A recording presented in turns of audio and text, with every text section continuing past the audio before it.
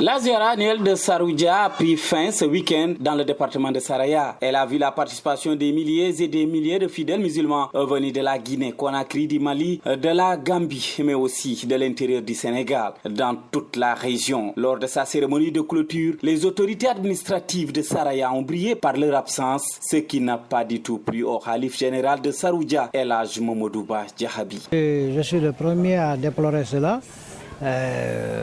puisque connaissant l'ampleur de l'événement, je me suis dit que vraiment c'était pas bien de faire passer d'organiser cet événement sans la sécurité. Étant donné que Saroudia est une zone frontalière qui est entre le Mali et la Guinée-Conakry, donc est aussi excentrée de la région de Kédougou qui fait à peu près 126 km de Kédougou.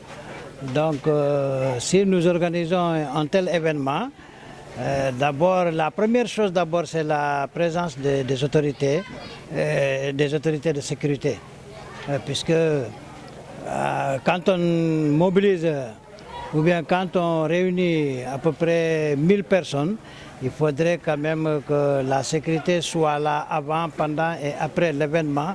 Lors de sa cérémonie de clôture, les autorités administratives de Saraya ont brillé par leur absence, ce qui n'a pas du tout plu au khalife général de Saroudia, El Hadj Mamadouba Diahabi. Toutefois, la ziara annuelle a connu un succès éclatant pour sa 72e édition et les fidèles musulmans venus de partout et le khalife de Saroudia ont prié pour une paix durable au Sénégal, dans la sous-région, dans le monde, particulièrement pour la région de Kédougou. Passer la nuit, d'abord tout le village n'est pas électrifié.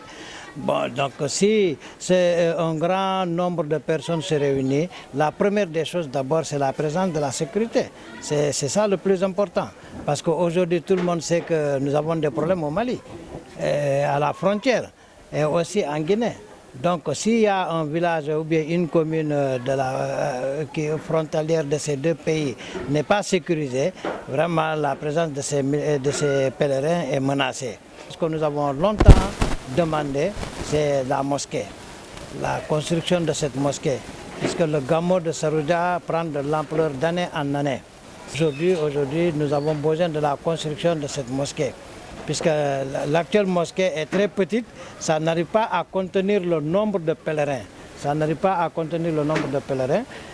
C'est ce que nous demandons en tout cas à l'État de nous aider, d'aider le khalife à pouvoir avoir en tout cas une grande mosquée qui pourrait en tout cas accueillir tous les pèlerins.